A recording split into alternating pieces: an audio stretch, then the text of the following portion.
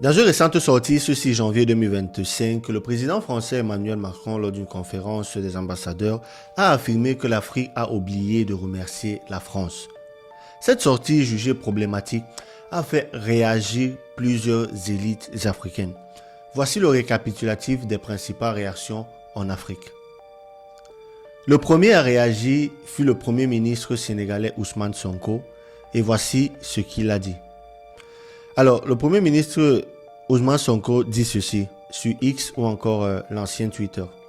Le président Emmanuel Macron a affirmé aujourd'hui que le départ annoncé des bases françaises aurait été négocié entre les pays africains qui l'ont décrété et la France. Il poursuit en estimant que c'est par simple commodité et par politesse que la France a consenti la primeur de l'annonce à ces pays africains. Je tiens à dire que, dans le cas du Sénégal, cette affirmation est totalement erronée. Aucune discussion ou négociation n'a eu lieu à ce jour et la décision prise par le Sénégal découle de la seule volonté en tant que pays libre et indépendant et souverain. Emmanuel Macron déclare enfin qu'aucun pays africain ne serait aujourd'hui souverain si la France ne s'était déployée. Constatons que la France n'a ni la capacité ni la légitimité pour assurer à l'Afrique sa sécurité et sa souveraineté. Bien au contraire, elle a souvent contribué à déstabiliser certains pays africains comme la Libye, avec des conséquences désastreuses notées sur la stabilité et la sécurité du Sahel. C'est enfin le lieu de rappeler au président Macron que si les soldats africains, quelquefois mobilisés de force, maltraités et finalement trahis, ne s'étaient pas déployés lors de la Deuxième Guerre mondiale pour défendre la France, celle-ci serait peut-être aujourd'hui encore allemande. Alors, il faut savoir que lors des Premières et des Deuxièmes Guerres mondiales, il y a eu plusieurs Africains qui ont été enrôlés dans l'armée française pour combattre en Occident et ces différents soldats ont été appelés les tirailleurs.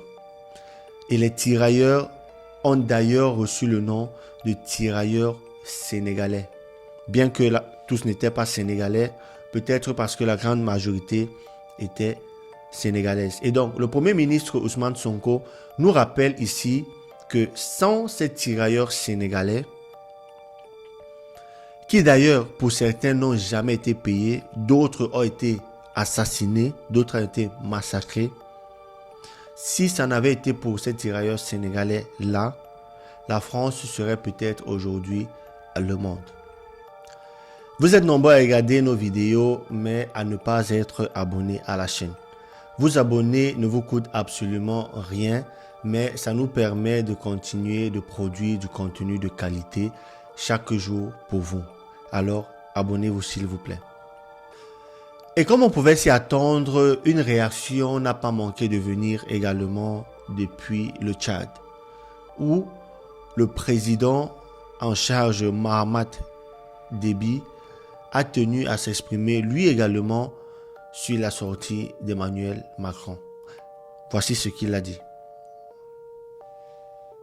Je voudrais exprimer mon indignation vis-à-vis des propos tenus récemment par le président Macron qui frise le mépris envers l'Afrique et les Africains.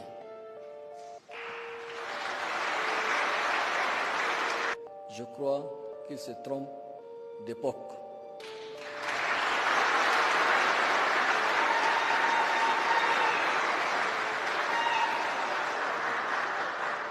En ce qui concerne le Tchad, la décision de mettre fin à l'accord de coopération militaire avec la France est entièrement une décision souveraine du Tchad.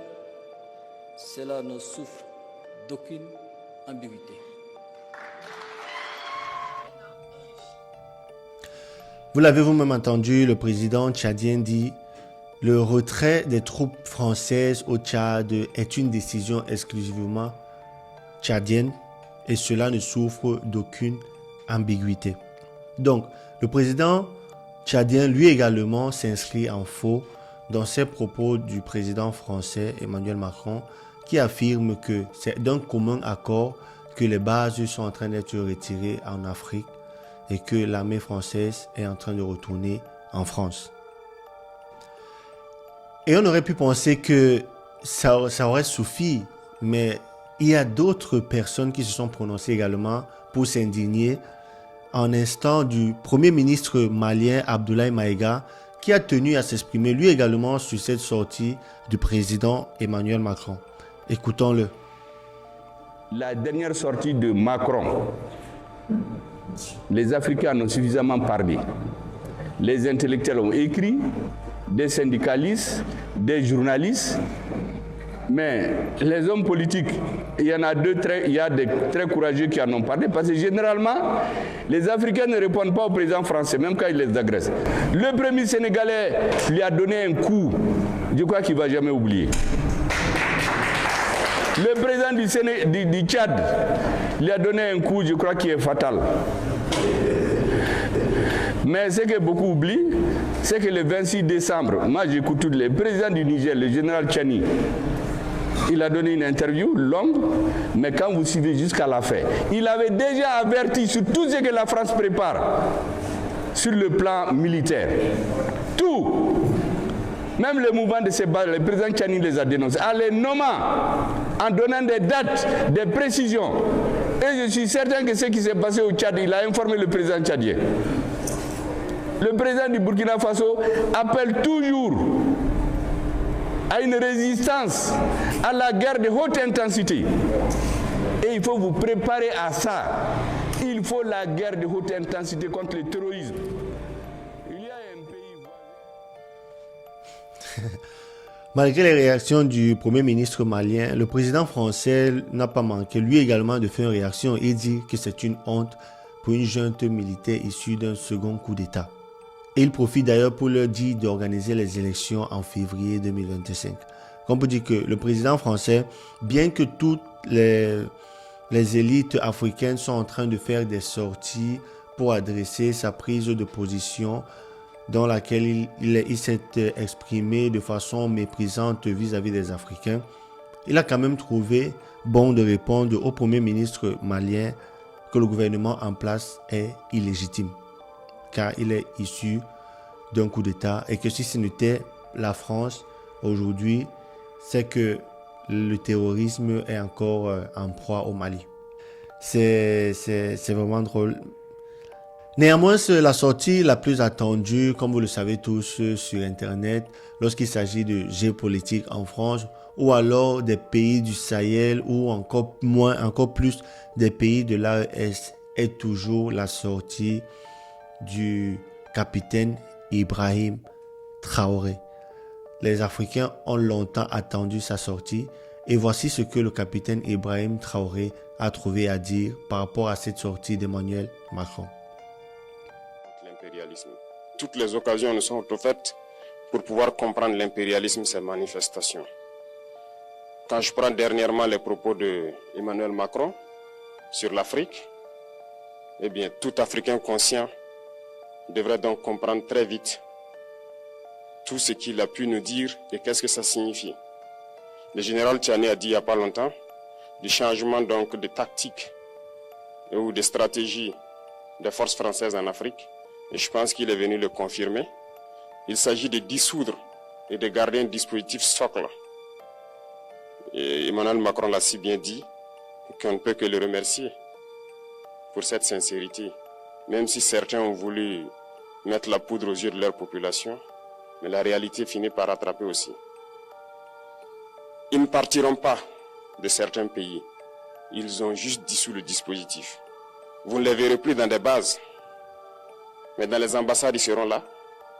Ils vont constituer des sociétés de sécurité pour sécuriser leurs sociétés qui existent dans ces pays-là. Mais les soldats seront là. Mais vous ne les verrez plus en tenue ou rassemblés dans des bases. C'est tout ce que ça veut dire. Ils vont se réorganiser, mais seront là. Il a parlé de politesse vis-à-vis de certains chefs d'État en leur donnant la primauté d'annoncer donc la rupture ou le départ des forces françaises. Ça nous importe peu, on peut dire.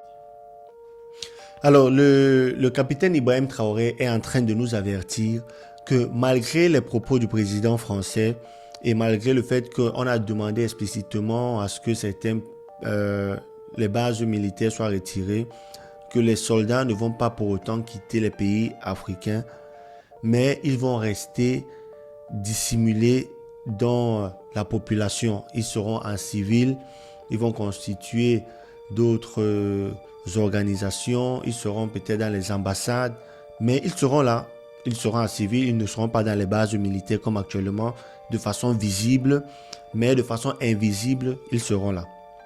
Ils vont se réorganiser, mais seront là. Il a parlé de politesse vis-à-vis de certains chefs d'État en leur donnant la primauté d'annoncer donc la rupture ou le départ des forces françaises. Ça nous importe peu, on peut dire. Mais tout ce que nous savons, c'est que si vous voulez une rupture avec ces forces impérialistes, c'est simple, on dénonce les accords. Tout commence par là-bas. Et je pense que l'exemple du Tchad, en tout cas, est palpable. Ils ont commencé par dénoncer les accords. Sinon, si on ne dénonce pas les accords, juste dire que les bases quittent, on n'a rien fait. Parce que le problème se trouve dans les accords coloniaux de défense qui ont été signés.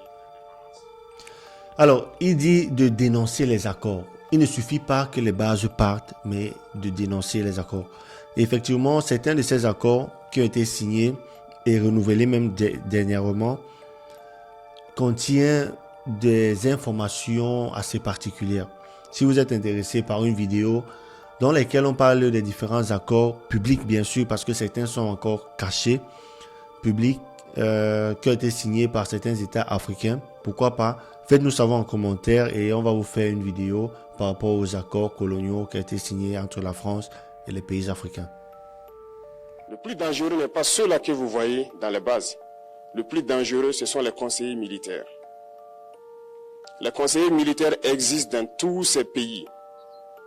Ils ont existé au Burkina aussi jusqu'en fin 2022, jusqu'à ce que nous prenions nos responsabilités. Et qui sont ces conseillers militaires? C'est ceux-là qui sont censés mettre en pratique la politique de la France ici. Ils doivent travailler à rendre nos armées très faibles pour que la France puisse toujours avoir l'argument d'exister ici. Sous Blaise Compaoré, ils avaient réussi. Nos sentinelles prenaient donc la garde avec des bâtons. C'est ça que la France veut de nos armées. Lorsque nous arrivons à cette étape, nous n'avons pas le choix que de vouloir qu'ils viennent s'installer. Mais l'armée burkinabé a réussi à un moment donné à se débarrasser des conseillers militaires. Malheureusement, je pense qu'en 2019, après l'opération Otapuanou, où ces Français ont vu que l'armée burkinabé avait encore une capacité de réagir au terrorisme, ils ont appelé le chef d'état-major en France, ils l'ont instruit de reprendre les conseillers militaires dans toute la structure. Eh bien, il n'a pas accepté, mais au retour au pays, les politiques l'ont instruit d'accepter les conseillers militaires. Et c'est là que les conseillers militaires sont revenus dans l'armée burkinabé en 2019. Avec toutes les conséquences qu'on connaît, l'armée était en train de disparaître dans les années 2020-2021. Et d'ailleurs, c'est le moment où beaucoup de militaires ont dû déserter parce qu'il n'y avait plus d'espoir. On était en train de s'effondrer. Voilà un peu comment ils travaillent. À l'état-major général des armées, dans tous les états-majors d'armée, dans les écoles, c'est eux qui sont censés dicter la politique de notre armée. C'est eux qui nous disent combien recruter, quand recruter et qu'est-ce qu'il faut en faire. Ils sont dans les écoles pour nous dire comment il faut les former et ainsi de suite. Tant que ces conseillers militaires sont là, vous n'êtes pas indépendant. Votre armée aura juste l'apparence d'une armée qui sera là en train de faire des parades, du cirque. Mais lorsque viendra la guerre, vous vous rendrez compte que la parade, c'est une chose, mais la guerre, c'est une autre chose. Non, mais alors, si cette histoire de conseiller militaire est vraie, c'est grave. Mais je pense qu'elle est vraie quand même parce que j'ai vu une vidéo qui circulait sur Internet dans laquelle on voit une armée sur un camp d'entraînement avec des bâtons. Une armée africaine avec des bâtons. Je ne vais pas citer le pays ici pour ne pas frustrer les membres du pays. Avec des bâtons qui simulaient être dans un combat, une guerre. Et les soldats se retrouvaient à faire le bruit des tirs avec la bouche. Ils faisaient tout. Un peu comme les enfants jouent souvent dans la cour en Afrique pendant les vacances et autres à la guerre avec des bâtons et ils tiraient tout. Tu vois des papas qui veulent se sacrifier pour le pays, qui sont là dans une armée régulière, sérieuse, avec des bâtons en train de faire ce genre de trucs. Franchement, moi, ça m'a écœuré. Donc, si ce sont ces conseillers militaires qui amènent nos armées à faire ce genre de choses-là, c'est très honteux. Il faut rompre les accords. C'est la seule façon d'avoir une armée indépendante et se construire, être fort. Mais beaucoup de gens ne le comprennent pas peut-être. Et même avec ces accords, la France choisit dans nos États des élèves officiers pour aller les former. C'est à travers ces mêmes accords. Mais en réalité, ces officiers qui partent se former pour la plupart, pour la France, ils viennent pour servir l'État français dans leur pays. Ils ne viennent pas pour servir nos pays. Ils les forment pour qu'ils viennent servir les intérêts de l'État français. J'en veux pour preuve, lorsque nous nous sommes révoltés, beaucoup d'officiers au Burkina qui ont été formés en France ont été immédiatement contactés pour leur dire que c'est le moment de se mettre en action parce que vous avez été formés pour ça, pour servir les intérêts de la France. La plupart de ces officiers nous ont rendu compte, nous avons pris acte et nous continuons de suivre. Lorsque un officier formé en France arrive dans son pays et par malheur meurt soit par accident ou bien sur le champ de bataille, en France, il y a une nuit d'hommage aux morts dans l'armée, comme partout ailleurs. À la nuit d'hommage aux morts, on cite le nom de l'officier en question et on dit « mort pour la France ». Il ne le forme pas pour servir son pays, il le forme pour servir leur État. Et dans beaucoup d'États africains, il y en a plein de ces officiers. Combien sont patriotes, Dieu le sait. C'est une leçon que Emmanuel Macron a donnée encore aux chefs d'État africains, de se rattraper et de pouvoir vraiment mener cette lutte contre l'impérialisme. Mais en plus de ça, il a aussi insulté tous les Africains dans ses propos. Il y a une partie qui a retenu mon attention, là où il parlait d'ingratitude. Et que l'ingratitude est une maladie non transmissible aux humains. Lui, il est humain, notre ingratitude n'est pas transmissible à lui. Voilà comment ce monsieur voit l'Afrique, voit les Africains. Nous ne sommes pas des humains à ses yeux. Peut-être que c'est lui qui n'est pas humain, il ne se met pas dans la classe des humains. Mais s'il y a bien un ingrat, c'est bien lui. Je pense que s'il n'est pas athée et qu'il prie, à chaque matin qu'il se réveille et qu'il prie, il devrait aussi prier les Africains. Parce que c'est grâce à nos ancêtres qu'il existe aujourd'hui une France. Il devrait nous prier. À ses yeux, nous ne devons pas être des humains, nous sommes plus que des humains. Ce sont des messages très forts qu'il passe. Moi, je pleure le peuple français. Mais quand même, il est bien pour l'Afrique. Il est un mal nécessaire pour nous. Ceux qui veulent se réveiller, se réveillent. Ceux qui ne veulent pas se réveiller, comme on le dit, on ne peut pas réveiller quelqu'un qui ne dort pas. Les Africains doivent se réveiller. Nous devons travailler à être indépendants, à faire au moins ce que nos peuples connaissent le bonheur. Et la lutte contre l'impérialisme, c'est ça. Il faut décoloniser les mentalités, prendre en compte toutes ces données-là, parce que le monde nous donne tellement d'exemples à voir. Pour eux, il n'y a pas de morale. Ils peuvent vous désigner aujourd'hui terroriste, mais demain, vous êtes un héros. Par leur simple bouche, ils décident de ce qu'ils font. Ils parlent de démocratie, mais ils se font eux-mêmes des coups d'État constitutionnels entre eux. Ils parlent des droits de l'homme, mais ils déciment des populations ailleurs. L'Africain doit se réveiller, l'Afrique doit se réveiller. Et le combat contre l'impérialisme est permanent. Et je vous invite à incorporer ce combat, à travailler en sorte que nous soyons réellement indépendants, que nous soyons autosuffisants et que nous puissions nous développer, connaître le bonheur, ce à quoi notre peuple aspire. Merci, je vous souhaite une très bonne journée, une très bonne semaine et une très bonne année. Et que, à la fin de cette année 2025, en faisant la rétrospective, nous devrons nous dire que nous avons apporté un grand plus à notre nation. Merci beaucoup. Alors, c'était le capitaine Ibrahim Traoré. Vous l'avez compris, il dit dans les propos de Macron que le président Emmanuel Macron ne considère pas les Africains comme des humains parce que oui, le président Emmanuel Macron a effectivement dit que l'ingratitude est une maladie non transmissible à l'homme. On ne sait pas qui est l'homme, mais on pense que il parlait bien évidemment de l'État français et donc de lui, parce qu'il disait que les Africains ont oublié de remercier la France.